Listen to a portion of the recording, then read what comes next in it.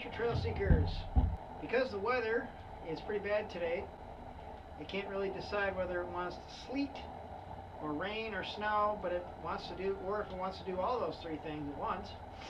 I decided to show you a few things here in my workshop on how to make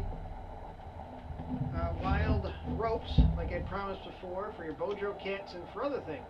If you're getting ropes and strings and cords and you're making them from nature, then they have to come from basically two different living things, right?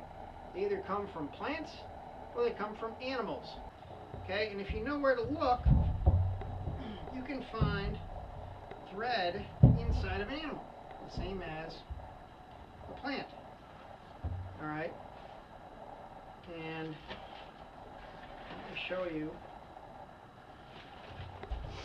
Okay, I make all my own arrows. You look at this arrow right here. This is actually a piece of flint. It's a very sharp stone that you can use to make arrowheads, knives, cutting tools, spearheads. Very, very good resource for making tools to cut with. But one of the fibers that is really, really helpful to have when you're making arrows is called sinew. And sinew is another fiber that comes from an animal. Okay, here's actually a sinew rope, a little quick one that I made. Okay, twisted it right up. And sinew, all that really is it's animal tendon fiber. Now, what is a tendon? A tendon is the really strong material that connects muscles to bones in either your body or an animal's body. So if you look here, there's a cord wrapped around the base of this feather. That's actually sinew, okay, or leg tendon fiber. You can see a nice close-up of those fibers. They're really, really strong. Okay, so there's some really strong tendons in our body, just the same as an animal. So a couple of really strongest ones. Right at the back of your heel, that's called the Achilles tendon. Okay, really, really strong, fibrous material, and it allows you to flex your foot and your leg muscles. This is actually a dried piece of animal Achilles heel tendon. You can pull it apart and you can peel all these fibers out of it to make strings. Really, really strong strings. In fact, people all over the world still use this to make bowstrings in dry climates. I actually use this fiber for tying my arrowheads onto the arrows. It shrinks a lot when it dries, and it's just really strong. This is actually a deer leg bone handle on an obsidian knife that I actually I napped or shaped a long time ago out of a piece of pure Oregon. It's called mahogany obsidian. It's like a reddish type of volcanic glass. So this is a deer leg bone, and guess what? This is hafted or secured with sinew. Okay, I actually made pine pitch resin, my own pine pitch glue, put it down in that notch there, put the blade down in there, and wrap the whole thing with sinew to make it tight. Really, really nice tool. This sheath here is made out of rawhide, and it's sewn up with rawhide. So rawhide can be a really good sewing cord as well. Okay, rawhide, all that really is it's dry animal skin. Okay, it might sound really gross. This is a piece of dried deer skin rawhide that I made out of a deer that I harvested, or another family member harvested. I always save the deer hides and I make things out of it. Alright, so this right here, this is a really, really good, strong animal fiber material that you can use to make extremely strong strings. Bow strings for a bow and arrow. Also, bow drill strings.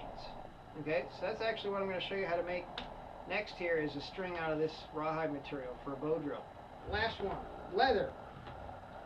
Okay, leather is actually just preserved animal skin. Okay, leather is the same material as this rawhide. So if you're thinking to yourself, boy, rawhide, using these animal fibers, rawhide and sinew, gross, awful, I can't do it. Too weird, too gross. But take a look at all the leather that you have around. You might have a leather belt on, you might be wearing leather boots, a leather wallet, a leather purse, leather, leather baseball gloves. Leather's all around us, right? It's one of the most valuable materials that we have. It's really durable, it's soft, sometimes it's warm. All it really is this raw skin turned into, or preserved into this different material here. This is a deer skin flint wallet that I actually made, I tanned myself, out of this. So it's the same exact material, just treated differently. And it's all sewn up with sinew. Okay? It's got a little button there. Let me show you what's inside. So this is where I keep all my flints.